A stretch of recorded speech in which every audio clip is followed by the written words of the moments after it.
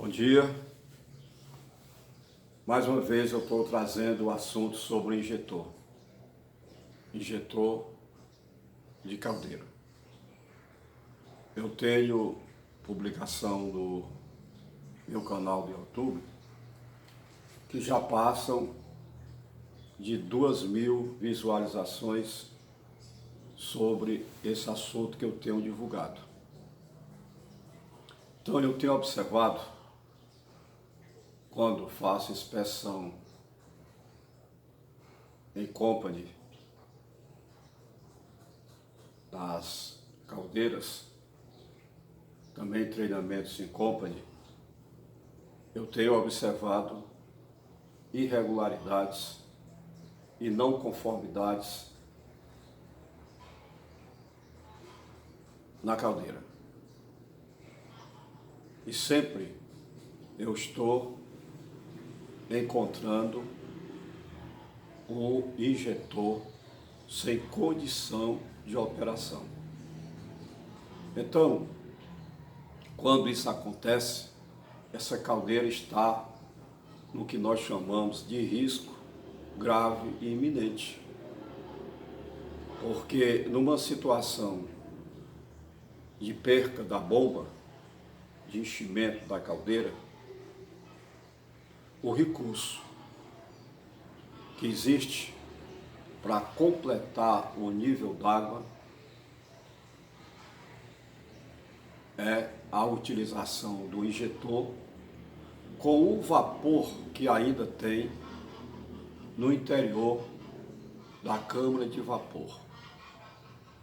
Então, quando tragicamente, ou mesmo pela falta de energia demorada, acontecer essa não conformidade, o operador da caldeira tem que operar o injetor para compensar a água no interior dela, para que não descubra os seus tubos.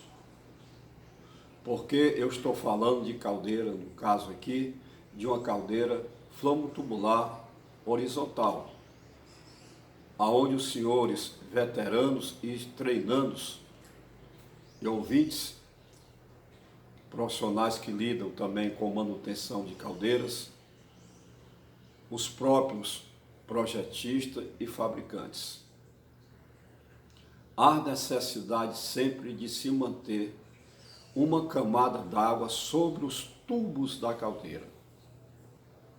Se essa camada d'água for ameaçada, pelo projeto que se faz de circuito elétrico da caldeira, manda-se soar um alarme, assim como o operador pode visualizar essa informação no visor de nível da garrafa de nível. Então, senhores, quando isso acontecer,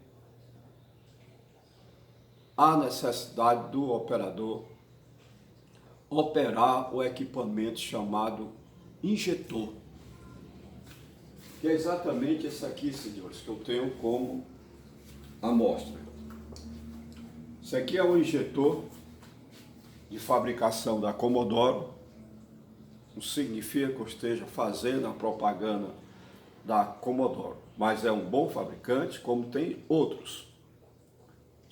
Então, Comodoro, isso é um injetor, como eu estou falando para os senhores conhecem, aonde ele tem como função acudir a caldeira, para que ela não entre em sobreaquecimento. Os senhores já sabem que a caldeira, quando entrar em sobreaquecimento, tanto a chapa do costado como a chapa dos dois espelhos, frontal e traseiro, os senhores sabem que é um calor enorme. Esse calor vai fragilizar essa chapa.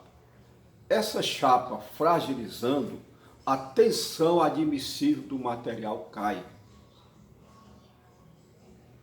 Por isso é que ferreiro, para malhar, moldar o ferro, ele aquece para ele ficar mais maleável.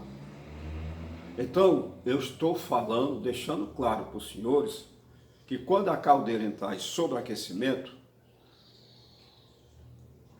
a chapa, a STM 285-C, vai ficar fragilizada. E a sua tensão admissível cai. Até 350 graus, essa chapa resiste bem. A tensão admissível não diminui. Agora, passou de 350 graus, essa tensão admissível cai abruptamente. Abruptamente é cair de uma vez. Nessa hora, a pressão interna do vapor, que ainda existe na câmara de vapor, supera a PMTA naquele instante. Porque quando se calcula a caldeira, estou falando como calculista, estou falando como PLH, como chama agora em caldeira, que esse termo pH ou PLH, senhores, é bom que vocês entendam. Realmente é PLH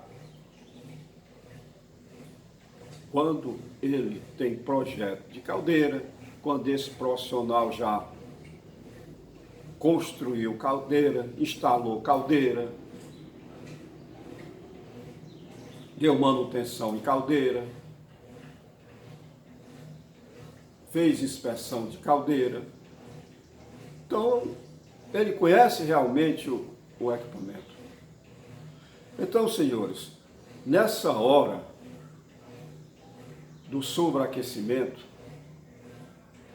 a PMTA que nós calculamos na curva, que era constante até 350 graus, vai cair. Mas a pressão que ainda existe do vapor no interior da câmara de vapor, porque a fornalha está acesa. Por isso é que os senhores estão orientados, numa situação dessa, a abafar a fornalha. Abafar a fornalha é fechar as entradas de ar, tanto lá do cinzeiro, como da própria fornalha. Vocês estão retirando o oxigênio. Retirando o oxigênio, os senhores estão apagando o fogo. Os senhores já devem ter sido treinados em combate de incêndio e sabem que retirar o oxigênio é apagar o fogo por abafamento. Bom, então esse componente aqui, essa peça, é a salvação da caldeira. É a salvação da sua vida que está perto da caldeira. É a salvação de quem está próximo da caldeira, no raio que ninguém sabe o quanto ela vai atingir, 500, 400, 300 metros. É uma bomba a caldeira quando ela pode explodir. Vocês entenderam, né? Muito bem. Então, nessa hora, esse injetor tem que ser operado. É motivo, vocês procurem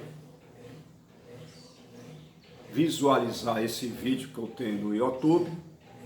Já está com mais de 2.200 visualizações, onde eu explico detalhadamente como utilizar o injetor. E as caldeiras que estão com o injetor inoperante estão com risco grave e eminente. Não é nem para estar operando uma caldeira. Eu, como inspetor, não libero uma caldeira que esteja com o injetor inoperante. Senhores, basta a água que alimenta esse injetor está acima de 40 graus, o injetor já está inoperante. O fabricante, a Comodoro, orienta que o injetor dela tem que trabalhar com uma água, no máximo até 40 graus. E as empresas precisam entender isso e colocar uma rede de alimentação d'água, independente da principal, com água em torno de 32, 35 graus, que é a temperatura ambiente, pelo menos aqui na região Nordeste. Então, os senhores coloquem um tanque d'água com volume suficiente para encher a caldeira até o nível aonde a bomba desliga. Se eu estou falando para profissionais, para operadoras de caldeiras treinados, para veteranos, quando a água no interior da caldeira alcança o eletrodo, desliga a bomba. Então esse injetor, ele vai pegar essa água do tanque, aproveitando o vapor que ainda existe no interior da câmara de vapor, e pelo processo de termodinâmica e mecânica dos fluidos, ele consegue se comportar como uma bomba e completar o nível d'água da caldeira.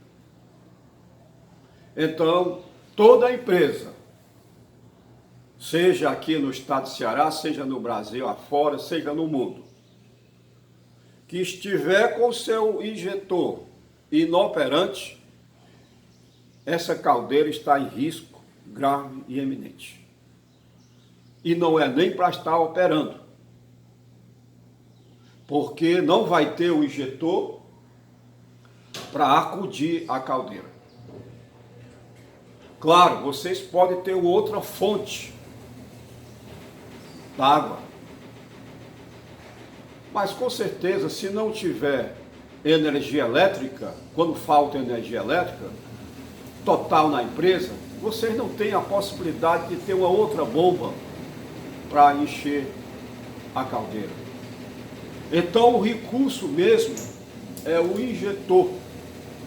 Então eu tenho chegado em empresas aonde o injetor não funciona, porque a água que eles estão utilizando no injetor, eles estão puxando a água do tanque que alimenta a caldeira.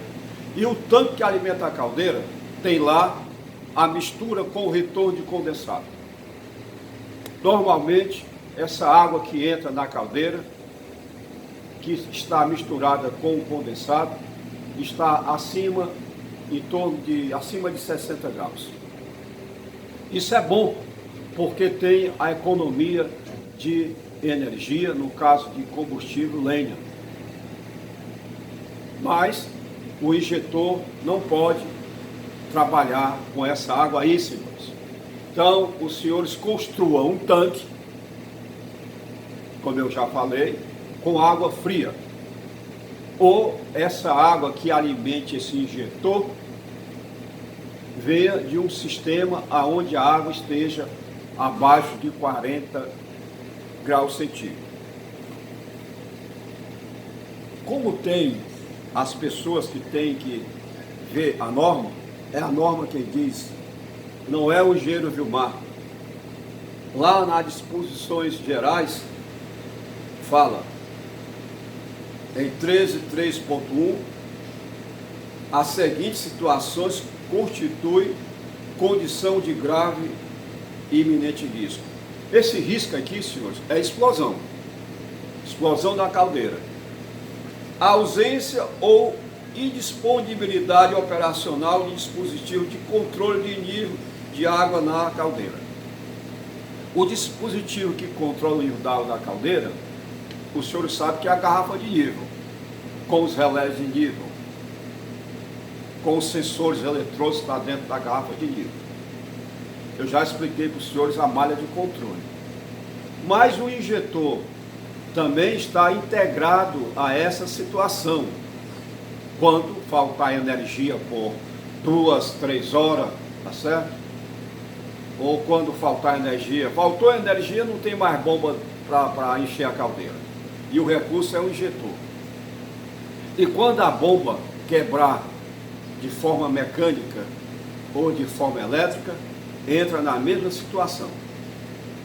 Então, apresentada a norma, diz aqui, em 1341.2, as caldeiras devem ser dotadas dos seguintes itens. E lá no item C, injetor ou sistema de alimentação. Injetor é essa peça. Ou sistema de alimentação, os senhores podem ter um sistema que não dependa de energia elétrica, ou que, se depender de energia elétrica, seja um grupo gerador, que quando faltar energia elétrica que alimente a sua empresa, ou por qualquer motivo quebrou a bomba,